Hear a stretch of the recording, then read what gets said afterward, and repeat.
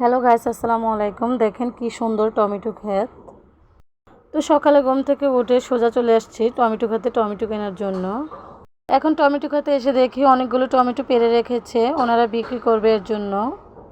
তো টমেটোগুলো দেখে খুবই ভালো লাগতেছিল, তাই একটা টমেটো পেড়ে নেব, খেয়ে টেস্ট করে দেখব কেমন লাগে খেতে। তারপরে সুন্দর দেখে একটা টমেটো পেড়ে নিলাম। এখানে সবগুলো টমেটোই অনেক সুন্দর।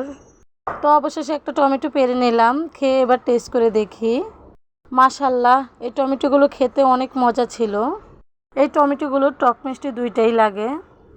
আর পাশের ক্ষেতের ভিউটা দেখেন কত সুন্দর লাগছে। মাশাল্লাহ, এটা হচ্ছে ভেন্ডি ক্ষেত বা ঢেঁড়স ক্ষেত, যে যেটা বলেন সেটাই। এই ছোট ছোট গাছগুলোতে কিন্তু ভেন্ডিও হয়েছে ছোট ছোট। আর এটার সাথে কিন্তু একটু পুঁইশাক ক্ষেতও আছে দেখেন। মাশাল্লাহ, এই ভিউটা দেখতে খুবই সুন্দর লাগছে। পুঁইশাকগুলোও কিন্তু অনেক সুন্দর।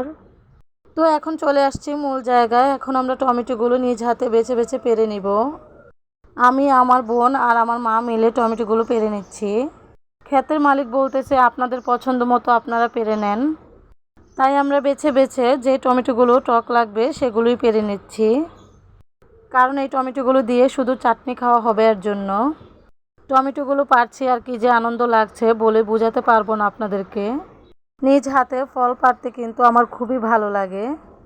আমার মতো আপনাদের কার কার ফল পাড়তে ভালো লাগে কমেন্টে জানাবেন।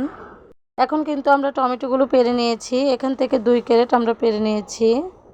এই 2 ক্যারেটই নিয়ে নিব, কারণ ফ্রিজে সংরক্ষণ করে রেখে চাটনি খাবো এর জন্য। তো আমার ভিডিওটি যদি আপনাদের কাছে ভালো লাগে তাহলে লাইক, কমেন্ট এবং শেয়ার করে দিবেন। সবাই ভালো থাকবেন, সুস্থ থাকবেন। আল্লাহ হাফেজ।